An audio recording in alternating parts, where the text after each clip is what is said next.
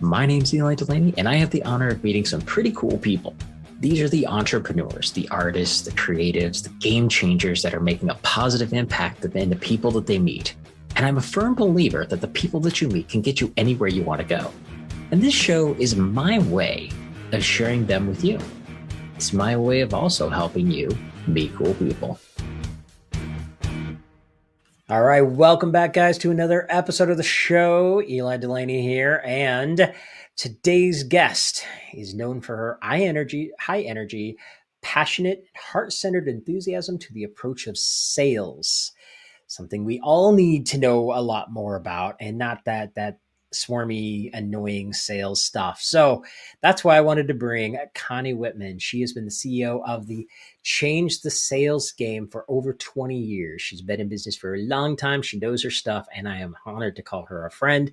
She is a 3-time #1 international best-selling author, including her sales book, ESP, Easy Sales Process, 7 Steps to Sales Success, speaker and podcast host. She is an amazing person. And like I said, I'm honored to call her my friend. So welcome to the show, Connie. Thank you, Eli, for having me. Yes, you and I, we always have fun. We do. We have some of the coolest, fun conversations together, which is awesome. And, just so everybody knows, because this is Meet Cool People, you and I met because of Shannon Procise on her event. We were both speakers, if I remember correctly, for the first one.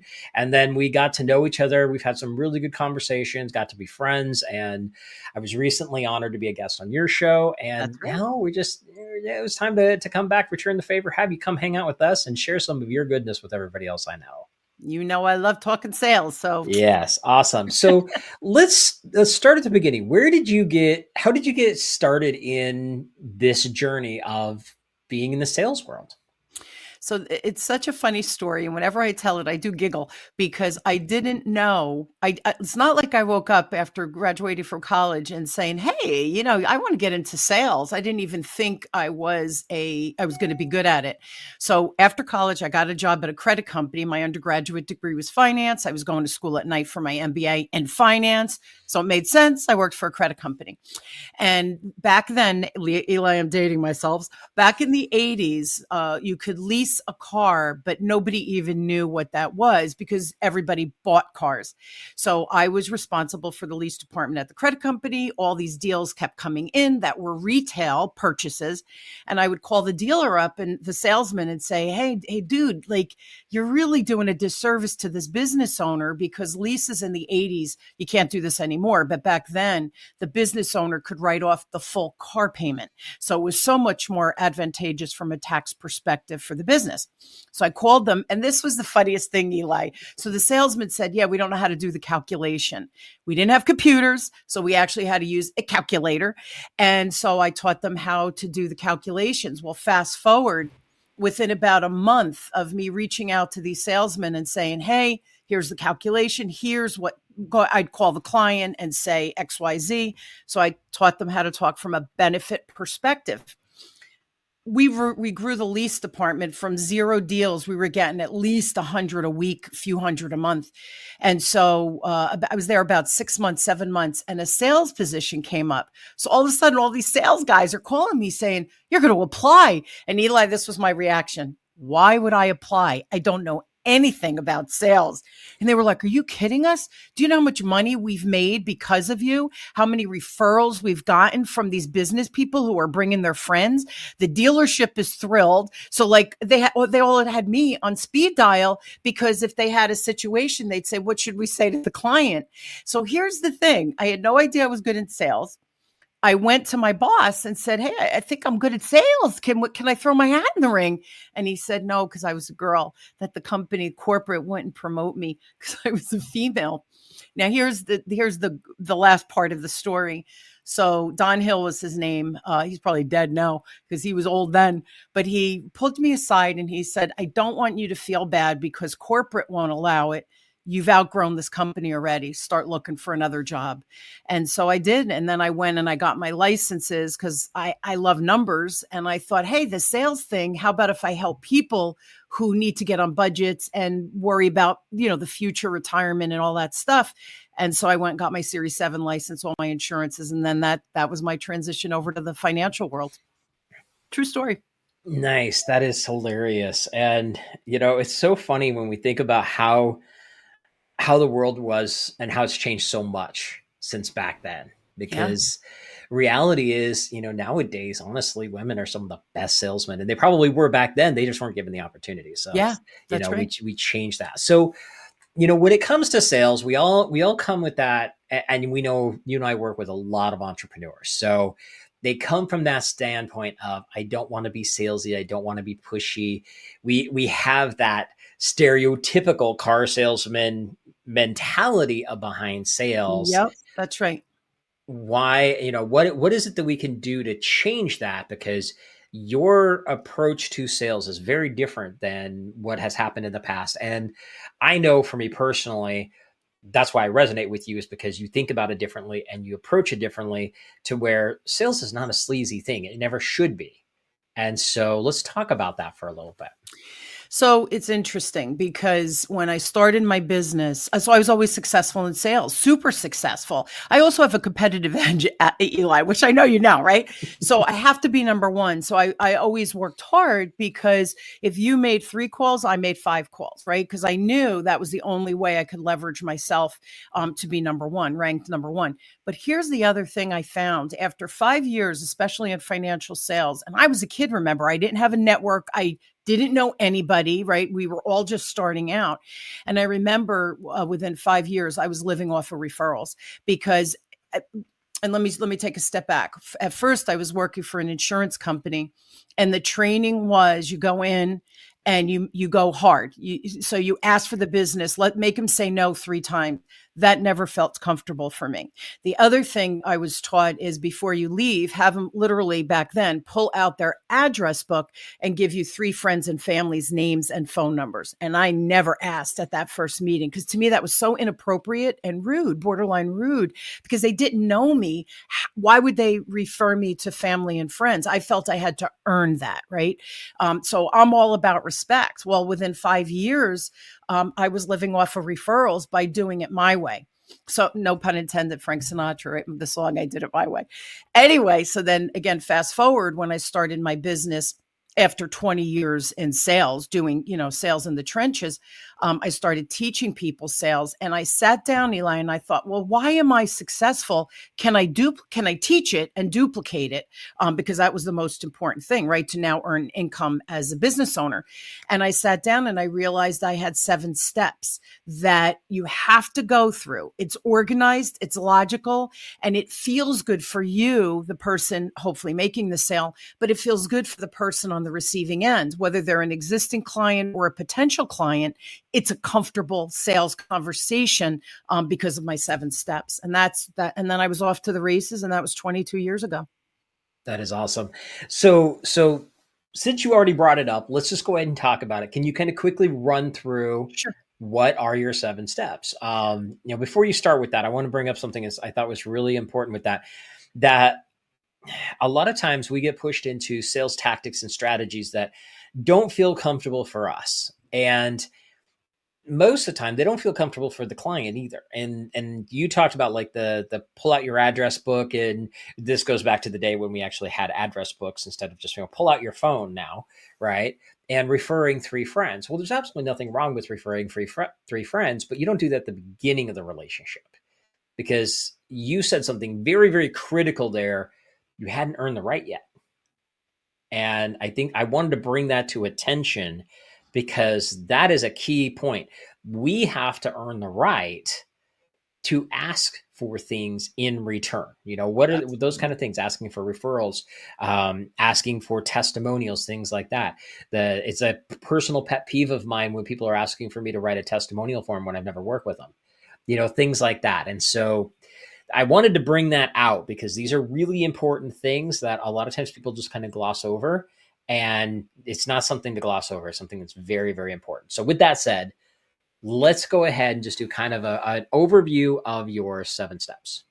So the first step, and it's going to be shocking, is preparation. I can't tell you, I just read an article, and there was a statistic that potential clients, so CEOs of organizations, right? They're getting approached by these salespeople for whatever the wares. It doesn't matter what they were selling. And 84% of these CEOs said that, I'm sorry, these CEOs, 84% said that I'm saying this wrong, but 84% of the sales reps that had these conversations, the CEOs felt that they showed up not prepared and that they were winging it. They didn't do any recon on the organization, on the individual, and just started showing up at these sales meetings, like vomiting their product at these CEOs. So they said they're seeing that people aren't trained and aren't showing up prepared. And to me, that's disgusting, because I believe 80% of sales is all preparation. So if we can really go in locked and loaded, knowing who the company is, knowing who the person is that I'm speaking to, the decision maker, that gives me tremendous power going in, so I can serve that client the way they need to be served. Doesn't matter what I think or what I'm selling. It's what do they potentially need from me? And all of that is part of preparation. And then the second step is building rapport. I can't tell you the number of people, they think, oh, I'm nice, I have a great product, I'm just going to get up there and I'm going to just spew all of the things that I can do for you. Nobody cares what you can do for them until they know how much you care, right? There's quotes out there about that. So building rapport is really important. Here's the key with that one. You really have to tap into the energy of that other person within the first 30 seconds. Otherwise, the rest of the sale won't even take place. So you see those two steps, just those first two steps. It's the tip of the iceberg, if you will, of connecting with that client until we have the privilege of going deeper. So preparation and building rapport, two really key pieces. Right. Question. And I want to talk about that for a little bit. Just the building rapport piece, because you know me, I'm a relationship guy. So that one resonates on my level of things. So many people don't understand what building rapport really means, because they think they're using scripts. And I'm not against scripts. Scripts can be used, but scripts are designed as a guideline, not as a follow the process necessarily. Correct. Templates. Yeah, they're templates. There's a better term for it. Better word. Yep. And what I find is that a lot of people use the scripts or the templates, and we'll use scripts because that's the negative current term for it, and saying specific things to ask specific questions in order to get a specific response, instead of, let me just ask something genuinely about you, or have a real human to human conversation. That's right. So many people miss that. So, what are your thoughts on that? Building rapport. How do we build rapport without it being robotic? So I got certified in DISC, which is a behavioral model, about 35 years ago. And then about almost 9 years ago, I was working with a colleague, and she was Myers-Briggs. She was an academia, and she was at Myers-Briggs certified. And we were commiserating one day, saying they have these brilliant models, but nobody knows how to use them after the fact because they're too complicated. In DISC, I'm an ID. What does that mean after the fact? So we sat down and we actually created a behavioral model where we came up with 5 distinct styles. We labeled them so you would remember what you are. And then it's easy then, once you have a framework or container to work from, it's easy to understand who that other person is, so that when you communicate, you're communicating the way they need to receive the message, not the way you need to give the message. So think about that. If there's 5 styles, that means 20% of the time, we're talking to people just like us, easy peasy, feel like you've known them your whole life. 80% of the time, so 8 out of 10 people we speak with are communicating different than us. So we have to modify, flex. I've heard flex, modify, lean into the other person's style in order for them to receive our message properly. So think about that. 8 out of 10 people we're speaking with do not communicate like us. So once you have this model and this tool and understand how to use it, really within 30 seconds, you could tell who that other person is and then what you need to do to modify. And if I could give an example, I know you have more questions, but I want to give an example. Go for it. You see, I fire fast. I'm a big picture thinker. Let's strategize. When I have to start to get into weeds with things, I have to hire people to make sure that I don't make mistakes. So if I like when I wrote my book, I had to hire an editor because there's no way that even after the 20th time I went through it, that's not my jam, right? So we have to hire people who can support us. So when I'm sitting and I have a client who's an architect, he fires very slow because not that he's stupid, he's an architect, he's freaking brilliant, off the charts brilliance. But when it comes to asking me a question, he wants to be thoughtful in responding to my questions, and he wants to be very clear with his questions. So I'm thinking, dude, I get it. Just ask the question. It's a very long process. Yep. Well, that doesn't mean that he's bad, right? He's a great client.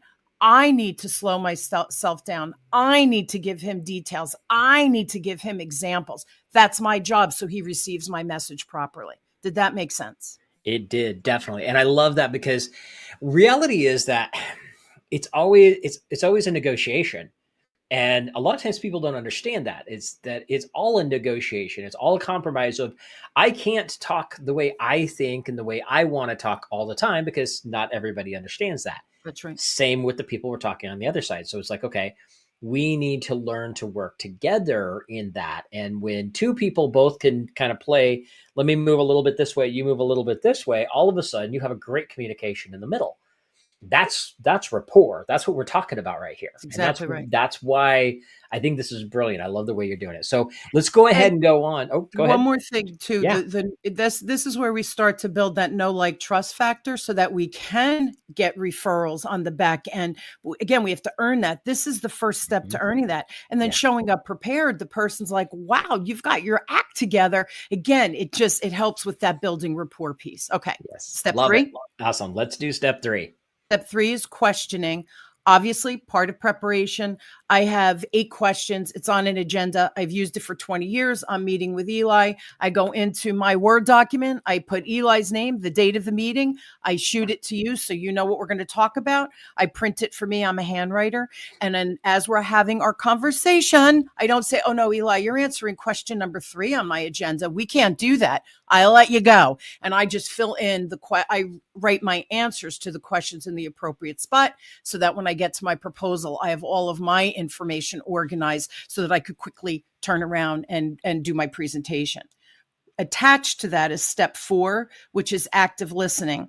And it was funny, I just had a class and somebody said, well, can we come up with questions in advance for the active listening? No. Active listening is being present and really with that person. So when you ask your question, right, my 8 questions, and the client starts going into detail, I do not stop them. I let them go. And then what happens is, in my notes, this is my code. I'm all about efficiency. I put a little star. So let's say, Eli, I was meeting with you and you said something about your website. And I think, I need to know more about that. What's he including? Who's his target market? Whatever I need more answers to. I put a star. I let you keep going. At the end, Eli finishes and I say, oh my gosh, that was such great info. Thanks so much, Eli. I have a question. I want to go back. You mentioned the website. Can we dig in a little bit there? That's active listening. So when you can ask critical follow-up questions to dig even deeper of where that client is taking you, that's when magic starts happening. You cannot prepare for that in advance. You have to prepare by being active in your listening. And then the follow-up questions should come fairly easy once you really start to become a good listener. With that, go ahead, question. Yeah, no, I was just going to say that is awesome. I love it. Active listening is, I love the way you put that out there is just, you can have your questions and we all have our, quote unquote agenda when we're having a conversation, especially when it comes to sales. Right. But hopefully we should. That goes back to number 1 to being prepared. But the reality is that a lot of times we get on these calls, and I think this goes back to where I was bringing up the fact that whole, the sales feeling sleazy, especially when we're on the receiving side of it, because people, they have their list, their agenda, but they aren't actively listening.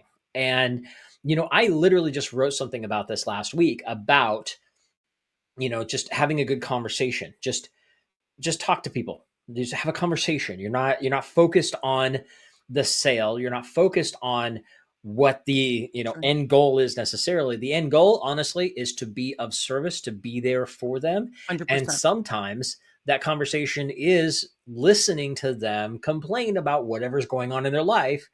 And then eventually it'll lead back to where it needs to be. But for me personally, I have this thing where a lot of people come back to me and they're like, you just seem so easy to talk to. And I take a lot of pride in that because I have people who come to me in that situation and they'll tell me all kinds of crazy stuff. A lot of times those people will become clients. And the reason is because I listen to them. And the reality is, people want to be heard. People want to understand, and they want to also know that we care about them. That's right. And if you're not listening to what they have to say, they'll never feel that way. So, and here's the other piece of that puzzle too, Eli. If you're not listening, I am telling you, if you go in with a preconceived notion of what you think, and the word think there is dangerous, right? Because you're assuming with that thinking that you think they know what the solution or what product or service that you should offer them. You're going in preconceived. I'm telling you, you're not active listening, and that's dangerous because when we start active listening, you know what happens? Sometimes we shift midstream and think, holy smokes, they don't need that. They really need this. This is a bigger package over here, which will provide the best solution for them. So I find that people don't make the sale because they're just off the mark because they weren't listening, or they leave money on the table because they got a piece of the puzzle, but they didn't ask follow-up questions. They could have done a bigger for themselves, made more money, but have done a better job for the client quicker. And when we could get the return on our time and investment faster, they're going to hire you again and again and again. And the other thing with the active listening that I find when you talk to people, sometimes there's chaos going on right behind them because they're a business owner. They have a million things going on.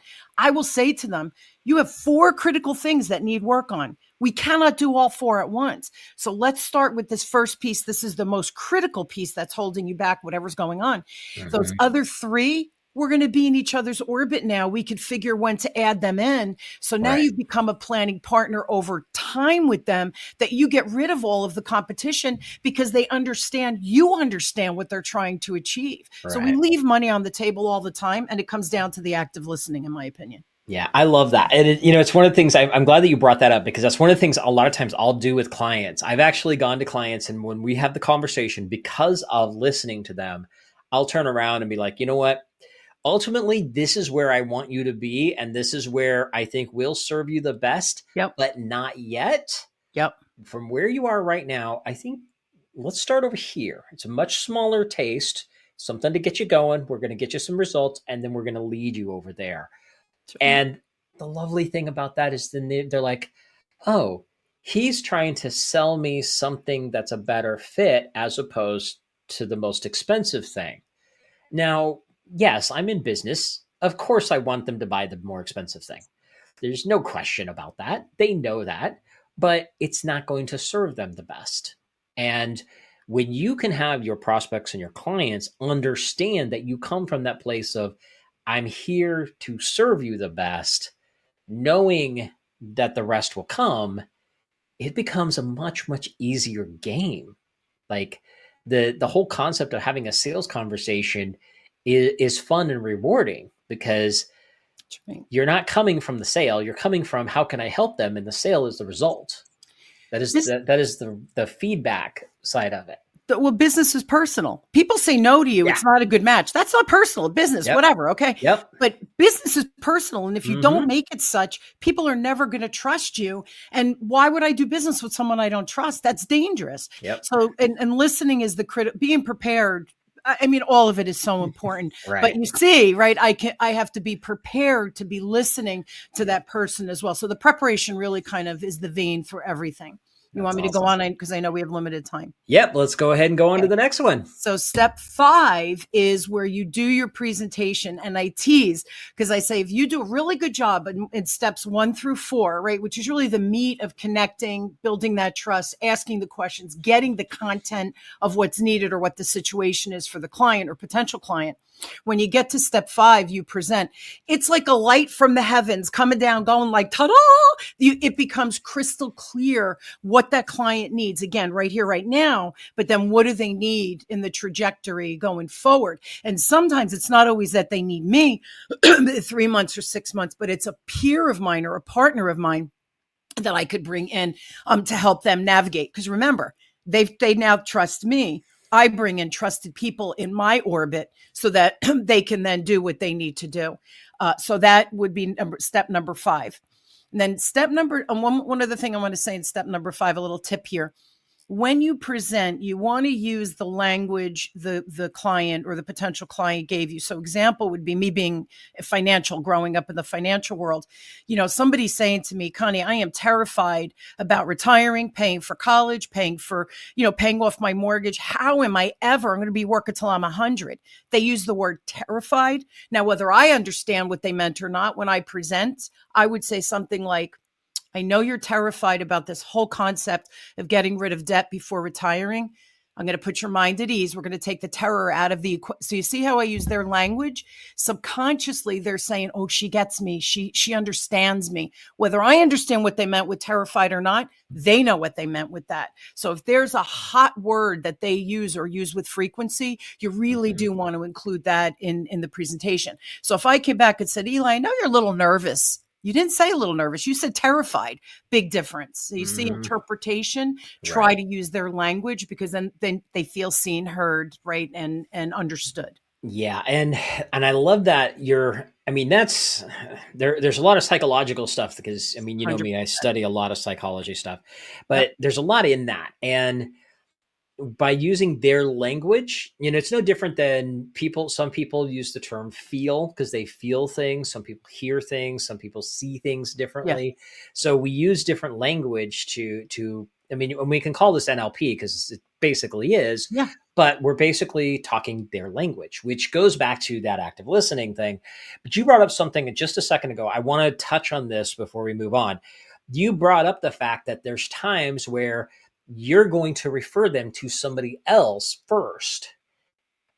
Most people don't understand the power of that right there, because if you find somebody that you can help, but they're not quite ready yet, and you can connect them with somebody else, it is almost guaranteed that when they're ready, they'll come back to you. Yeah. For the very simple fact, you didn't take their money. You did the right thing. You did the right thing. Exactly. So I wanted to bring that to very forefront because that is very, very important. Most people are afraid to do that, and they shouldn't be, because if you're not the right fit and somebody else is going to be, and sometimes it is just a timing situation, it will serve you tenfold to not come from the scarcity place and go, you know what? You need to talk to her before you come back to me. And the other thing, Eli, let's say I did that. I brought you in. You're going to refer to me because you're thinking, wow, that Connie, she's always looking out for me. She's a real partner. Exactly. You're going to refer to me. There's no lose here, because if you do sell something that the client doesn't need, they'll never buy from you again. That's the icky. That's where you're making the sale for the money. You're not really trying to serve. And as soon as we go there, I use that word respect early on. That's where we lose respect for ourselves too, because now you're just pushing a product or service to make the money. That's not okay. I love it. Awesome. All right. So let's go ahead and get through the last couple here. 2 quick, the easy ones. So step 6, ask for the business. It should just be as simple as, hey, you ready to do this? Let's rock and roll. So 3 things should happen here. 1, client is leaning in going, yeah. How fast can we do this? I needed you a year ago, right? So they're eager. It's a match. Go for it. Second one is, I say to them, we kind of alluded to this before, but I say to them, you're not ready for me yet. You're working on the website. You have this going on, that going on. You don't have leads coming in. So you don't need to have sales conversations yet. Focus on that. We could start doing this 2 months from now, 3 months from now. So you're not ready for me is another one. And you know what the funniest thing, Eli? People go, no. I go, I know you need me and I am a good fit. The timing's just off. Trust me. You'll be much happier if we wait the two months. And inevitably they do. And then they send me more referrals because I did the right thing from a timing perspective. And then the third thing is, I say, what you're trying to achieve, I understand. I'm not the expert that can help you with that. There's somebody better suited. My friend Eli, let me do the introduction. Notice I didn't say objection. If you've done 1 through 5, my steps 1 through 5 properly, you should never have another objection again. With that said, for everybody listening, you're still going to get objections because you haven't perfected step 1 through 5. But once you do, and you really dig into those 5 steps with thought and respect for the client, trust me, it becomes those 3 things will happen in step 6. And then step 7 is follow up. Follow-up can vary. I can't say, oh, you have to follow up every 2 weeks or every 3 months. It depends on your business. It depends on the vibe, the rhythm of whatever you're doing or how you're serving your client. But you should have a very processed follow-up system and, Outlook with your CRM, whatever it is that you use, but you really should have a defined follow-up process, and you rinse and repeat that bad boy because we're leaving money on the table again. And one more thing with the follow-up, Eli, we create passive income. So if you're not ready because you have chaos going on, 6 months, I follow up with you, let's say every 2 or 3 months, because that's what we agreed upon, you and I. When I call you 6 months, 8 months from now, you might say, I'm ready now. So we create this passive income kind of spiral because we're being patient. Sales is patience, by the way. So that's another piece of the follow-up. Yes. Well, you know me, that is my favorite one, the follow-up process. Because you know me, I'm the follow-up guy. So that is the biggest thing with this is the follow-up at the end, because some people are not a good fit today. And whoever makes that determination, whether it's us or the client, that's okay. But the follow-up still needs to be there. Yep. And just checking in. Sometimes it doesn't have to be complicated either. It could be like, hey, just want to check in. How you doing? Or what are the best and what are my favorite lines in the entire world? A little email that just says, hey, are you still interested in X? Fill in the blank. It doesn't have to be complicated. That one email or a text message could be all it needs to be. It doesn't have to be anything complicated. Yeah. So this has been awesome stuff, Connie. You fire hosed everybody. So with that said, first off, everybody go back and listen to this a couple of times, take notes, because Connie just gave you the plan, gave you exactly what you need.